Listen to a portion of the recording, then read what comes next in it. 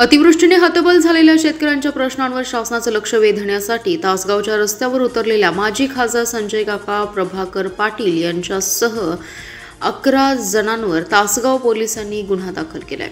जिल्हाधिकाऱ्यांच्या जमावबंदी आदेशाचं उल्लंघन केल्याचा ठपका ठेवत ही कारवाई करण्यात आली। या कारवाईनंतर तासगाव शहरासह पंचक्रोशीत नागरिकांमध्ये प्रशासनाविरोधात तीव्र नाराजी व्यक्त केली जाते।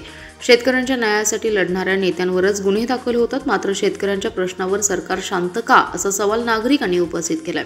पोलिसांनी दिलेल्या माहितीनुसार 14 ऑक्टोबर रोजी सकाळी तासगाव एसटी स्टँड चौकात संजय काका पाटील आणि प्रभाकर पाटील यांच्या नेतृत्वाखाली चक्काजाम आंदोलन करण्यात आलं। हे आंदोलन जिल्हाधिकाऱ्यांच्या बंदी आदेशाच्या विरोधात होतं असं पोलिसांचं म्हणणं आहे।